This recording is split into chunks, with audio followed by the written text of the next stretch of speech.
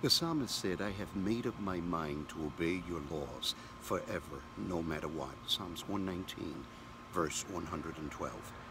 The reason why most people are ineffective in life is that they never learn how to fight the battle of the mind. If you want to learn to manage your mind, you have to deliver it from the destructive thoughts that the enemy is constantly throwing your way and my way. That isn't easy because there are three enemies that strive to keep you from fulfilling all your good intentions of changing your life. Number one, the first enemy is your own nature. Paul says in Romans 7:23, there is another power within me that is at war with my mind. This power makes me a slave to the sin that is still within me. Do you ever find yourself doing things that you don't really want to do?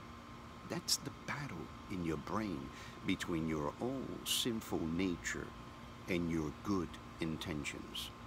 The second enemy is Satan.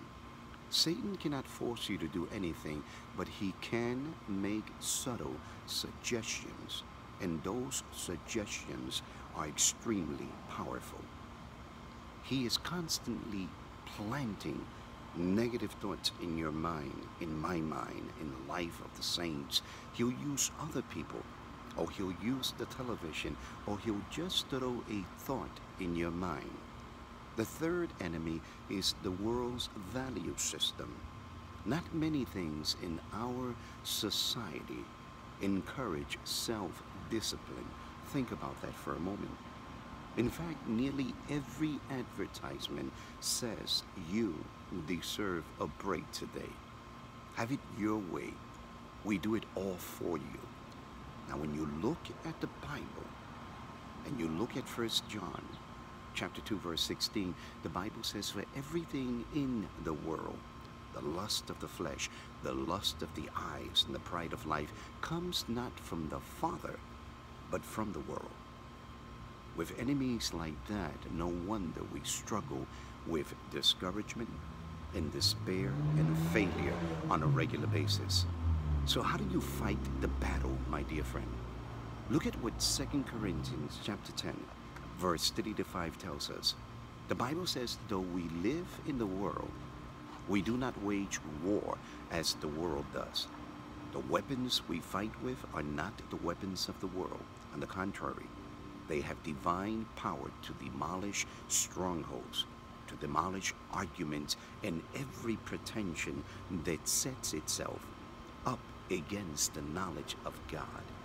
And we take captive every thought to make it, the Bible says, obedient to Christ. And that is how we fight the battle of the mind. You don't do it with weapons of the flesh. You do it with the spiritual weapons that God has given you.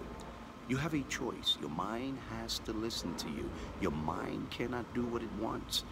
You are the owner. God didn't give you just a mind. He gave you a will.